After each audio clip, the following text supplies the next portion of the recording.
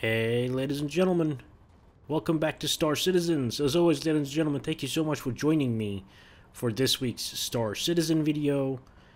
Now guys, before we start the video, I always like to quiz my viewers. So where am I? Obviously I'm in the Stanton system, but which planet, or which particular moon, am I standing on right now?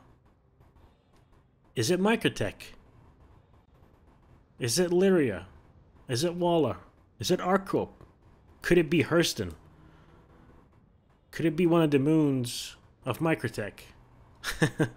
So just to test out your guys' knowledge or familiarity with the different locations in Star Citizen's Stanton system, I want you guys to pause the video right now and go ahead and leave it in the comments section. Which location am I on right now? And at the end of the video, I'll tell you guys which location I'm at, and you guys can see how correct or incorrect you were. Now guys, today's video, obviously this place is cold. In today's video guys, we'll be looking at the Constellation Taurus. Yes, this is the Constellation Taurus, and it's finally here. So people have been waiting for this ship for a very long time.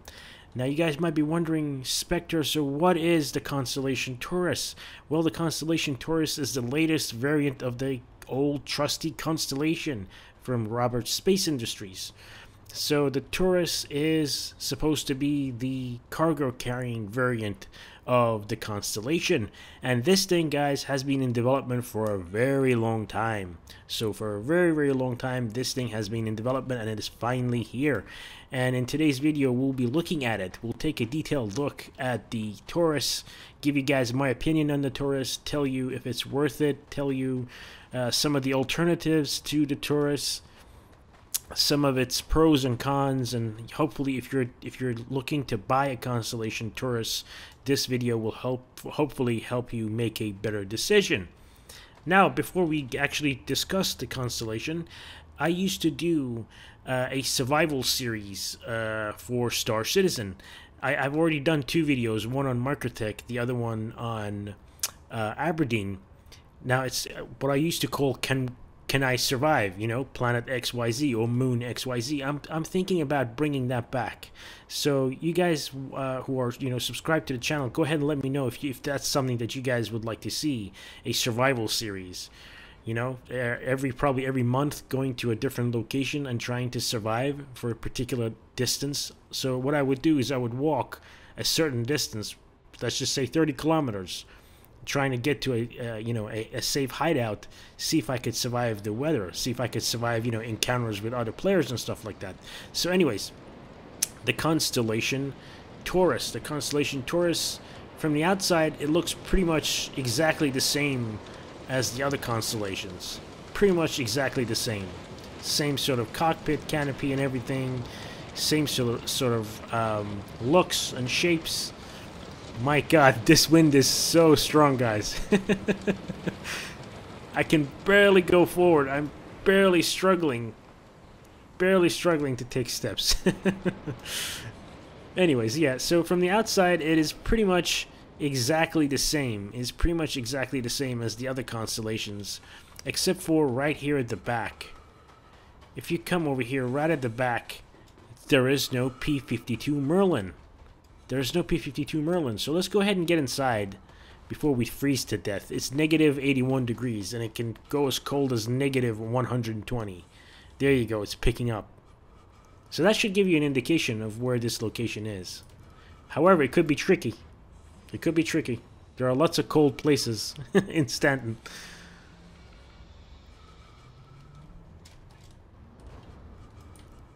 Let's go. Yeah, here's a warm, comfortable, cozy Constellation interior. Wow, that was cold. That was cold. So guys, let's go ahead and get started at the back of the ship. So this is the business end of the Taurus, and here it is. This is the cargo hold. This is the massive, giant cargo hold of the Taurus. Now guys, I think this ship is longer than the other Constellation variants. At least it should be, because I can't fathom how this thing can have such a large cargo hold and not be bigger, not be longer in length, right? Because this is definitely a much larger cargo hold than the other variants. Now this thing can hold 174 SCU of cargo units. Now there's no official value on the website, on the what do you call it, the ship matrix. It doesn't tell you the cargo number, but in game it says it's 174 SCU of cargo. So that's that. But over here at the back, let's start at the back of the ship. So this is normally where the P-52 Merlin is located, but here we have some more cargo space. This is very surprising. I was very surprised that there's no P-52. There's just more cargo, and this is probably, I'd estimate this to be around 10, either 8 to 10 SCU here. Now originally when they were coming up with the Taurus, they said that it might have some hidden smuggling compartments, just like the Mercury Star Runner, but I don't see anything. I'm not sure if I've mistakenly thought of this, but I'm pretty sure they said that it's going to have some sort of secret smuggling compartment, and I haven't been able to find anything. So yeah, this is the Constellation Taurus, and you can go ahead and lower the cargo bay from here.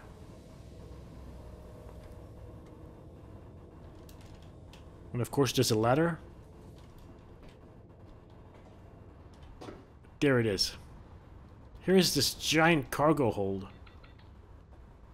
Of course you can use this as a garage as well if you're looking for a Constellation that can hold probably 2 Nova tanks or 2 Spartans.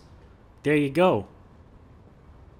So this is another use for the Taurus. You can put, I'd say about probably 2, probably 3 mining vehicles. The rock mining vehicle. You can just line them up here instead of the cargo. So that's another use for the Taurus. Let's go ahead and go back up before we freeze to death. Close cargo bay, please. So 174 SCU of cargo. So the closest ship to this, the closest ship in terms of cargo to this, and in the similar price range to this, will be the Freelancer Max, in my opinion. So why would anyone go for this over a Freelancer Max? Obviously, this can hold 50 extra cargo units. So the Freelancer Max can carry 122 SCU of cargo. This thing is 174. So extra 50 SCU of cargo. But this thing is also $40 more expensive than the Freelancer Max. And it's bigger. It's definitely a bigger target. It's definitely less maneuverable than the Freelancer Max. The Freelancer Max can very easily transport cargo in and out of dangerous locations. For example, somewhere like Jumptown. You might not, take a Caterpillar into Jumptown, but you could sneak in a Freelancer Max or a Cutlass Black. But yeah, so this thing is the cargo variant. The normal constellations like the Andromeda and all that have 96 SCU of cargo. This thing has 174. So yeah, here's the missile rack. So this thing still has a ton of missiles. These are the size 2 missiles. 24 size 2 missiles, I believe, which is ridiculous. But since I've reviewed the Ares starfighters, I'm beginning to understand what missiles are for in this game for larger ships. So missiles for a ship of this size is a defensive measure. It is not an offensive measure. So these missiles are designed to help you get fighters off of your back. So these missiles are defensive mechanisms, a defensive mechanism for the Constellation. You can shoot down a lot of fighters with these missiles. Now, as I said, the normal Constellation, like the Andromeda, has 96 SCU. This thing has 174. So around 80 extra SCU of cargo. Now everything else is exactly the same except for obviously the P-52 docking bay. So 4 beds, 4 crew members can live in here comfortably. Of course, you got this the table and chair here. And one thing that I really like about the Constellations is that you have 2 modes of entry and exit into the ship. 2 modes of entry and exit. Of course, lockers, gun racks, bathroom, kitchenette type thing here. And of course, you've got the front section, which is exactly the same as the other Constellations that you've already seen a million times. Now, there's something familiar, there's something comforting about the Constellation. So I'm not sure if it's because we've seen the Constellation for such a long time and everybody had one. I had an Andromeda at some point. So there's something just very, very homey. There's something very comforting about, something very familiar about the Constellation. So that's one of the pluses for the Constellation. Now the website says, the ship matrix says that this thing is supposed to be a downgrade from the Andromeda. So in terms of electronics, in terms of, you know, the bells and whistles, it lacks the bells and whistles. This is literally what the website says. So expect this thing to be a little cheaper and easier to repair when it's finally in game. But it's exactly the same as the other Constellations in terms of armament and stuff. So still 4 size 5 guns or 4 gimbaled size 4 guns, 24 missiles. The 2 turrets, one up the top, one up the bottom, one if I can speak properly, one down the bottom. So 2 turrets, exactly the same. Now, here's my question, guys. Why would you buy this instead of a Caterpillar? Just think about it. The Caterpillar is around $100 last time I checked, more expensive than this thing. And it can carry 4 times the amount of cargo. And it's probably 5 times as modular as the Taurus. So why would anyone buy this and not pay an extra $100 and get into a Caterpillar? Because a Caterpillar is just so much better than this ship in every single way, right? And the Caterpillar originally, when it came out, it was supposed to be the evil twin of the Freelancer, right? That's what it was marketed as. But the Caterpillar is so much better than this in every single aspect. Cargo carrying capacity, probably armor. It's modular. You've got the detaching and reattaching command module. So, and you should also have airlocks here too, or docking collars, I should say.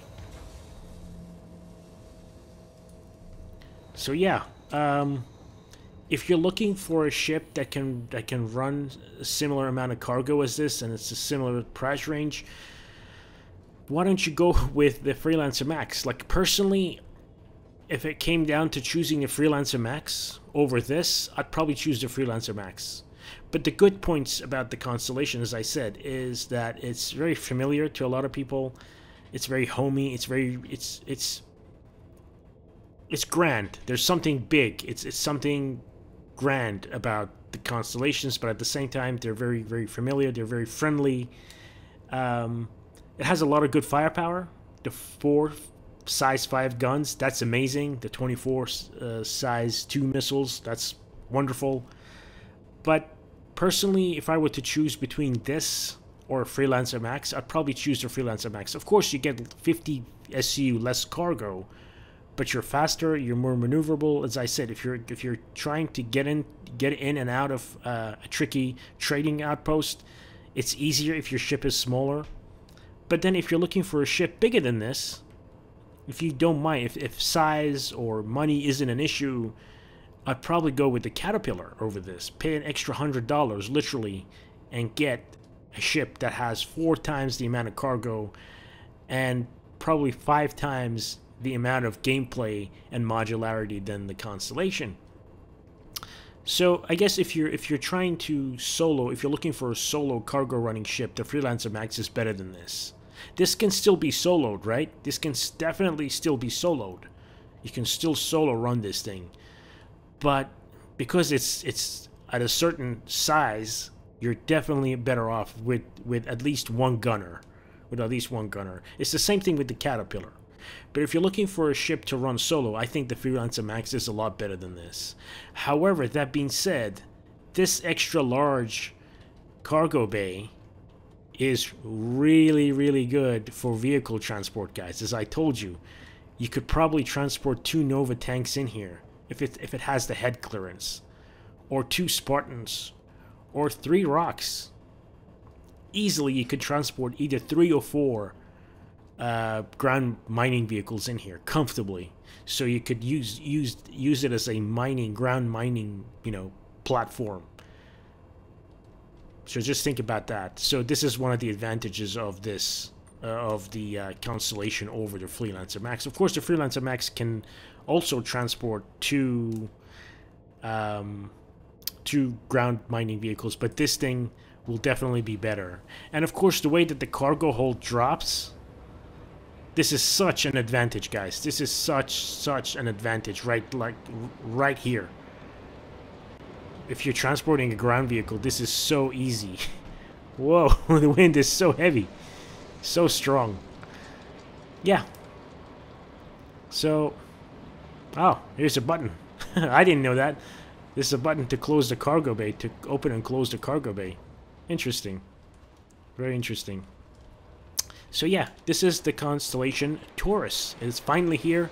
A lot of people were angry a long time ago about this thing being delayed, and it's finally here. It's finally here. If you have one, rejoice. Let me know in the comment section. Do you have one of these? Do you want one? Have you thought about transporting vehicles in this thing? Because it's absolutely amazing. Now, I also have a question about this. The ship matrix says that this is exactly the same length as the other constellations, but to me, this feels bigger. I mean, it has to be, right? Just have a look at the cargo hold. The cargo hold is so much bigger. Am I just seeing things? Is this the exact same length as an Andromeda, or I'm not sure, guys. I'm not sure. So, ladies and gentlemen, thank you so much for watching this quick video on the Constellation Taurus. This has been the Constellation Taurus. Now, normally I would go and do a maneuverability test, but this is a cargo carrying ship. You're not really looking for maneuverability in this thing, right? This isn't a fighter, so I'm going to go ahead and forego the maneuverability test. Thank you so much for watching, ladies and gentlemen. I hope you guys have enjoyed this quick initial look at the Constellation Taurus. I'll see you guys next time. Now, before we close the video, I promise you guys I'll let you know which moon I am at. So you guys ready for the answer? Here it is. I can't even pronounce it. Euterpe? Euterpe? This is where I was at. Euterpe. And around Marketech. Anyways, ladies and gentlemen, thank you so much for watching. See you guys next time.